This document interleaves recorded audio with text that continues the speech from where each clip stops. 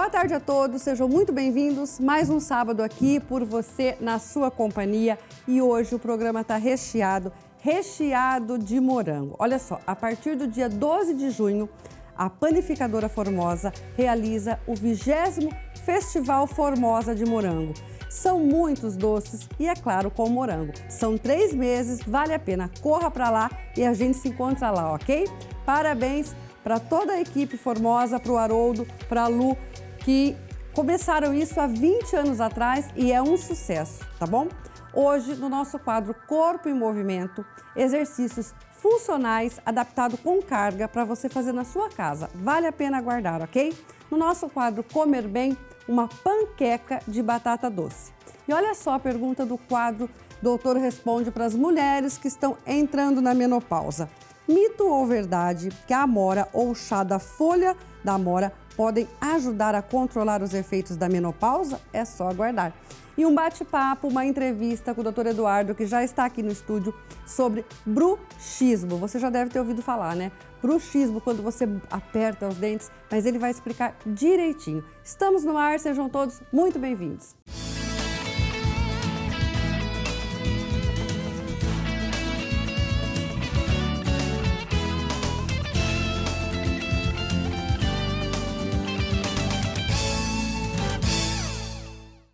E hoje eu inicio o programa com o Dr. Eduardo, que está aqui ao meu lado. Boa tarde, Dr. Eduardo. Boa tarde, Maíta. Tudo bem? Seja Tudo muito bem. bem-vindo. Obrigado mais uma vez. E hoje nós vamos falar de um assunto muito interessante.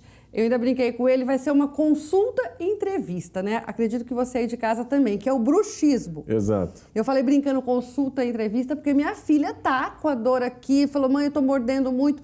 O que é exatamente o bruxismo, doutor Eduardo? O bruxismo, Maíta, tecnicamente se caracteriza pelo ranger de dentes, associado ou não a apertamento, né? E motivado essencialmente por questões emocionais. Que a pessoa fica tensa e aí ela prende, é isso? Isso. Não há ainda, não se pode dizer que há uma cura para o bruxismo. Em decorrência disso, não há procedimento odontológico que possa ser feito ou em áreas, né, correlatas que possa claramente dizer que haverá uma cura, né? A gente tem paliativos ou condutas que visem diminuir o prejuízo que o bruxismo causa especificamente Quais nos são dentes. esses prejuízos? A dor já é uma delas? Isso, a pessoa pode sentir dor muscular, né, nos músculos da face, pescoço, pode sentir até uma extensão, né, do quadro de dor para a coluna, né, modificando, atrapalhando postura, né.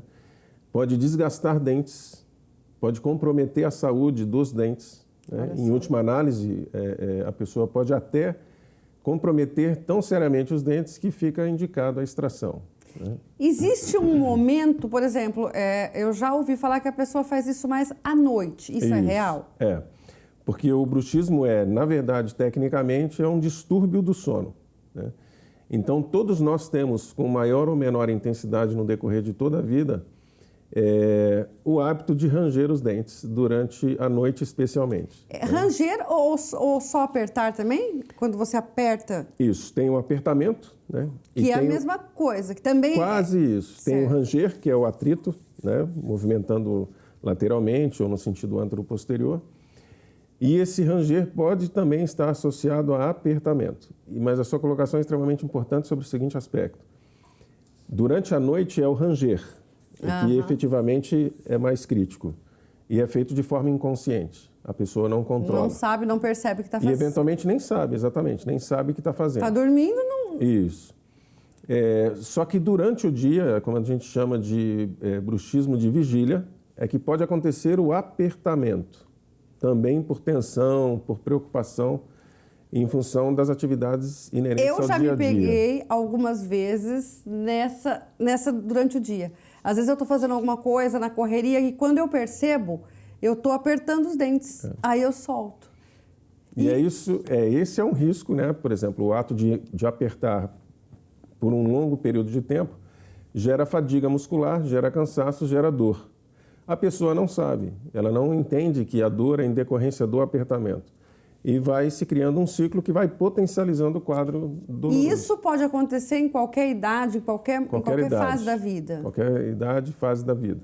Existem outras influências, né? Essencialmente hoje nós temos uma forte influência de transtornos de ansiedade, especialmente na população mais jovem.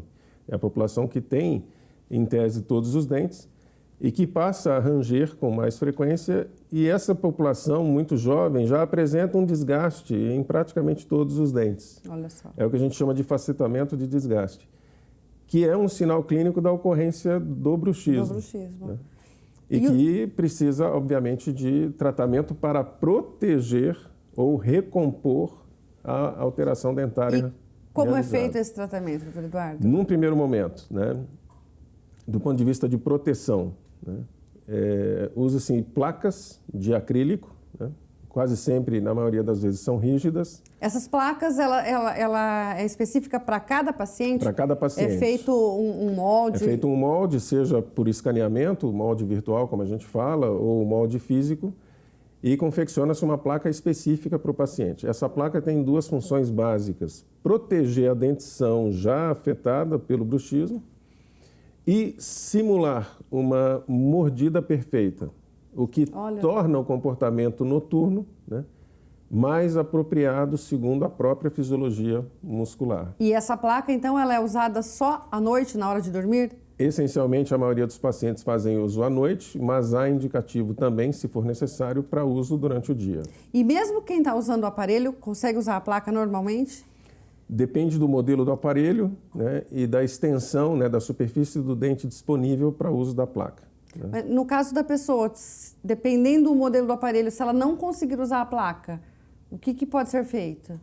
Aí, no caso, outras terapias que tendem, né, a diminuir o quadro de dor, né, e alguns procedimentos clínicos, como ajuste oclusal, eventualmente a pessoa vem carregando uma má oclusão, algumas interferências dentárias, que podem levar, em última análise, a quadros dolorosos, né?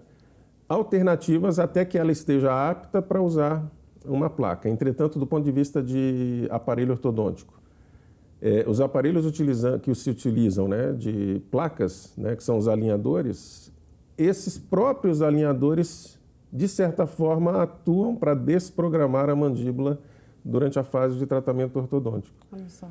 O problema é a interrupção do tratamento, né, numa fase ainda precoce, em que a mandíbula não está perfeitamente encaixada, né, do ponto de vista da oclusão. Sim. Aí pode se desenvolver uma série de E, doutor Eduardo, né? o uso dessa placa é por quanto tempo? Porque esse é o tratamento, mas funciona, digamos assim, a pessoa vai parar de fazer isso, mas no momento posterior ela pode voltar com esse problema. Isso. Nós temos resultados, né, respostas diversas, né? Existem pacientes que passam a usar a placa e ganham muita qualidade de vida bucal e não mais interrompem o uso da placa. E vira um hábito, ele simplesmente vai trocando a placa de tempos em tempos em função da integridade ou não da placa. Certo.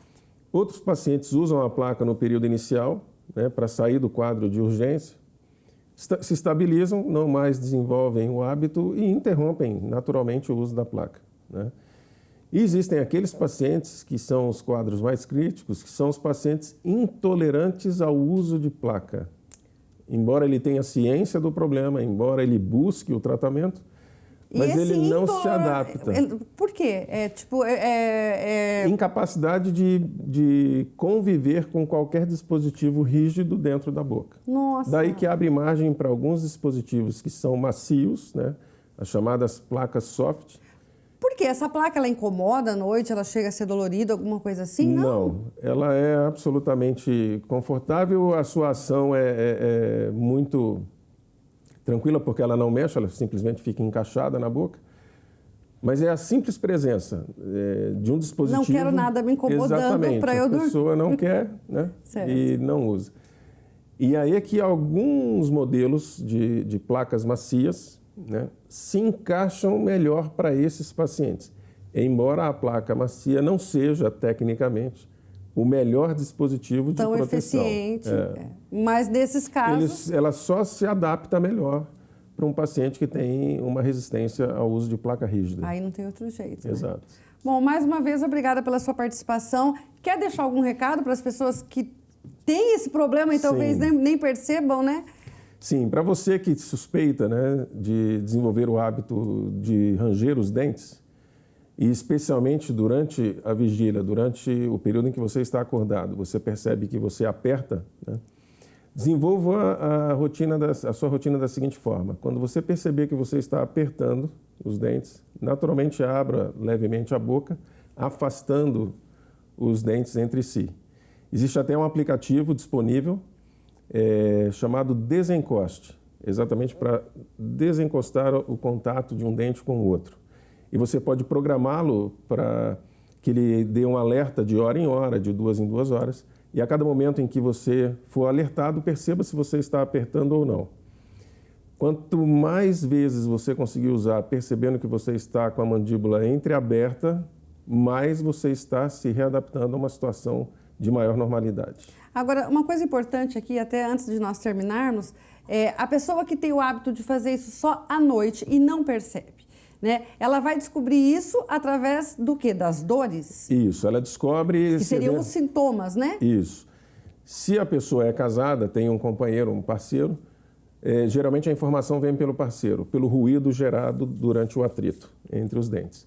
Se eventualmente a pessoa mora sozinha, solteira, não tem, obviamente, como ter esse feedback noturno, passa-se a perceber pelo desgaste de dentes, os dentes vão diminuindo de tamanho, associado à dor de dente, propriamente dita, certo, ou dor na gengiva, ou dor muscular, ou dor na articulação. Enfim, a pessoa começa a perceber que dores surgem e permanecem de uma forma que ele até então não tinha experimentado. E não sabe o que é. E não sabe, em agora tese, já tem esse alerta aí, né? Exato. Mais uma vez, obrigada pela participação, doutor Eduardo. Obrigado, Maíta. Bom, e agora eu quero falar para você do inverno. O inverno está chegando e com ele o vestibular de inverno da FAI, Centro Universitário de Adamantina. Dá só uma olhadinha. Você pode se conectar ao seu sucesso. Venha estudar no Centro Universitário de Adamantina. Cursos de alta qualidade que te preparam para o mercado de trabalho. Vestibular de Inverno 2023. Inscrições até 23 de julho pelo site fai.com.br/vestibular. Saiba mais sobre nossos cursos e bolsas de estudo. Centro Universitário de Adamantina. Conectado com o seu sucesso. Viu só? As inscrições vão até 23 de julho, vestibular de inverno 2023 da FAI, Centro Universitário de Adamantina. Nós vamos para um breve intervalo. No próximo bloco, nós temos a receita saudável, a atividade física. Não sai daí não, porque é rapidinho, eu volto já. Estamos de volta e agora a gente vai para aquele quadro delicioso, né? Que é o nosso quadro Comer Bem, com a Flávia, nutricionista. Boa tarde. Boa tarde, Maíta. Tudo bem? Tudo bem? E olha só, como sempre, são pouquíssimos ingredientes. Uma panqueca de batata doce, é isso? Uma panqueca de batata doce com ingredientes que nós temos em casa. Então, o diferencial dela é agregar fibra e nutriente à receita. Olha ali, papel e caneta para você anotar a forma de fazer. Comer bem.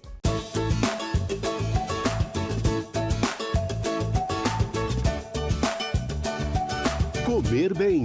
Oferecimento Supermercados Estrela, onde quem brilha é você. Bom, então os ingredientes são fáceis, né? Isso, nós temos então batata doce, ovos, sal. Aqui eu vou usar farinha de arroz, tá? Então vamos lá. Vamos lá? Nós vamos começar descascando. Detalhe que não vai nem cozinhar a batata doce. Não, ela é crua mesmo. Crua mesmo. Crua. Tá, facinho. A gente vai descascar.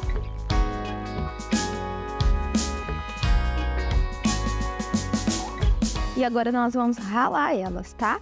Então vai ser só ralada. Só ralada.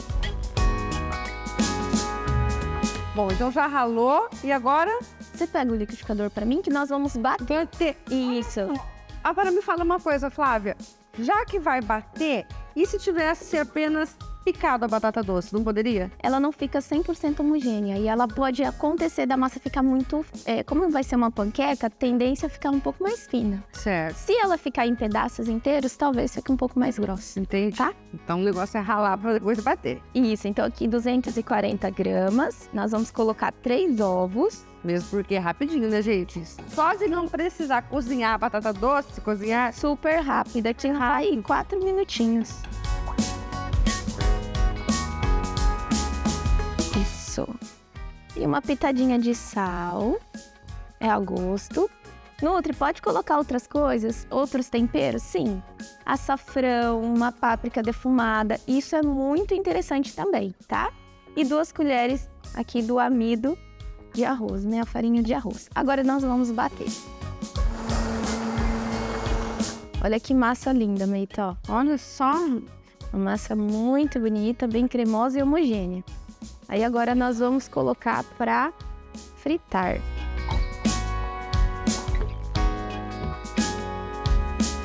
Essa quantidade que você passou, Flávia, quantas porções, quantas panquecas? Normalmente dá para fazer 6 unidades, tá? Brincando, assim. E depende muito também da quantidade que a pessoa faz. Porque tem gente que gosta mais fininha, tem gente que gosta mais grossa. Mas essa porção rende 6 unidades. Olha só. E vamos rechear, enquanto essa daqui tá assando... Vamos rechear essa daqui? Vamos rechear essa daqui. Muito bom. Trouxe um patezinho bem combinativo de atum. Um patezinho saudável também. Não pode complicar aí e fazer um recheio todo calórico, né, gente? Não, esse aqui é atum com iogurte desnatado, tá? Cenoura e ervas. O cheiro também tá maravilhoso. Cebolinha, salsinha, ó. Um jantarzinho, dá para utilizar de pré-treino tranquilamente. E aí vai da opção de vocês. Quem gosta da panqueca enroladinha, dá para enrolar. Quem quiser somente, né, fazer ela como se fosse um lanchinho assim, ó. Também dá. Super curável.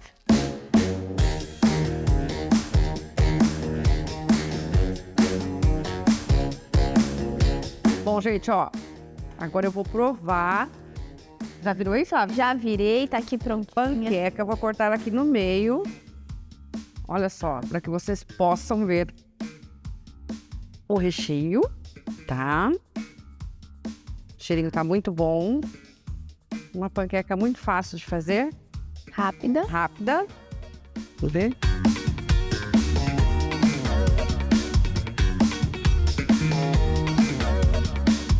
O que prevaleceu aqui foi o saborzinho do recheio. A massa é como se você estivesse comendo uma panqueca normal. Normal, ela não tem muito gosto, assim, puxado pro sal, né? Na verdade, ele realça o sabor da batata. Isso aí, mais uma vez, obrigada, meu amor. Eu que agradeço. Bom, e agora a gente vai pro nosso quadro Corpo em Movimento. Corpo em Movimento. Oferecimento. Clínica Sampo. Odontologia Estética. Boa tarde, Maíta. Eu sou Gabriela Massaro, um prazer estar aqui com você, agora com a Vanessa Campanha. E a gente veio aqui agora apresentar um pouquinho de como é possível você fazer um treino em casa.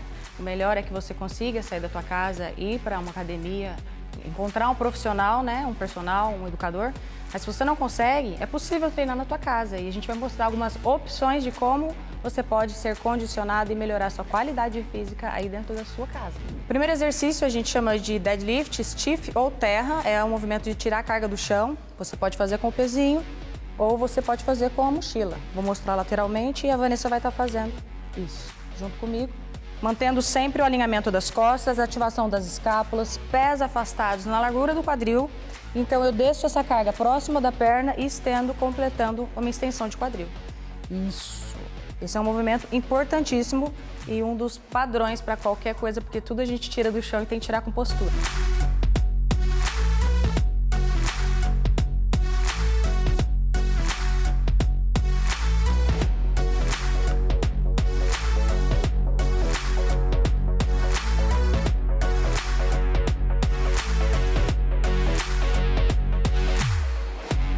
O próximo movimento consiste em tirar a carga do chão, então eu estendo e completo ele acima da cabeça. A gente chama de ground overhead e traduzido é do chão para cima da cabeça. Puxou?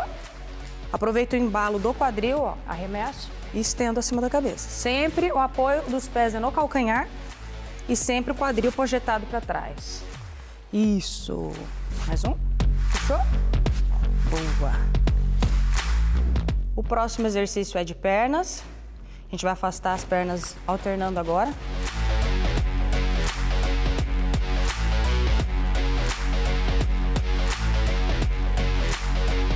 Então agora um abdominal, você usa um objeto à frente e agora é só transpassar a perna.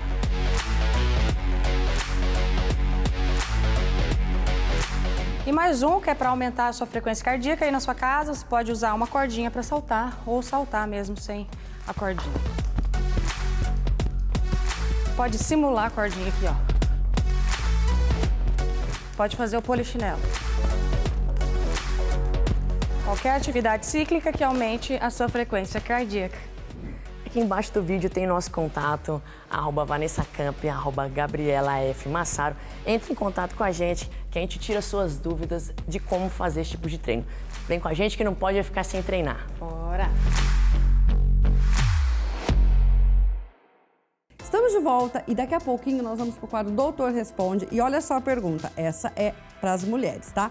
Mito ou verdade que a amora ou chá da folha de amora podem ajudar a combater os efeitos da menopausa? Olha só. Mas antes, eu quero falar para você do 20º Festival Formosa de Morango, que acontece em Presidente Prudente e Martinópolis.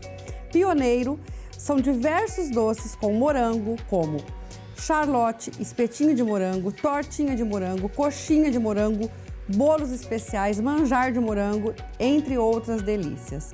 São 3 meses com diversas opções à disposição do público, de junho a agosto. Gente, e inicia agora no dia 12 de junho, Dia dos Namorados. Vamos para lá que a gente se encontra. Vamos comer muitos doces com morango. Agora sim a gente vai para o quadro Doutor Responde. Doutor Responde. Oferecimento: Instituto de Radiologia Presidente Prudente, Visari Hospital de Olhos, sua visão levada a sério. Oncocare. Há 6 anos, a nossa maior especialidade é a sua vida. E Laboratório Marlene Spear, pioneirismo e credibilidade desde 1969. Dr. Luiz Francisco responde essa seguinte pergunta: se é mito ou verdade que a amora ou chá da folha da amora podem ajudar a controlar os efeitos da menopausa? Boa tarde, Dr. Francisco. O que é que o senhor fala sobre esse assunto? Boa tarde, Maíta. É verdade. O uso dos fito-hormônios, né, que são hormônios similares ao hormônio estrogênio da mulher, mas que eles melhoram bastante alguns efeitos da menopausa nas mulheres que os têm, né, na menopausa, que é a onda de calor, a irritação, o nervosismo, né, a insônia.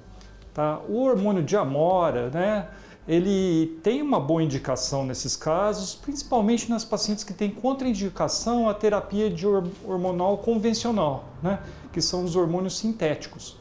Eles têm uma ação dos fito-hormônios, está contraindicado naquelas pacientes que faz tratamento para diabetes, tá? Porque eles potencializam as medicações para controle de diabetes, podendo levar a uma hipoglicemia, uma baixa de açúcar no sangue, né? Eles melhoram todos os aspectos, eles só não têm uma boa ação na nível de libido. O hormônio fito-hormônio, o hormônio de planta, não tem uma ação muito boa nessa parte que as mulheres reclamam muito, né? E os fito-hormônios são hormônios interessantes, mas eles têm sempre um problema, né? Dose e sistema de dose. Porque falar que é hormônio de planta e não tem efeito colateral, não.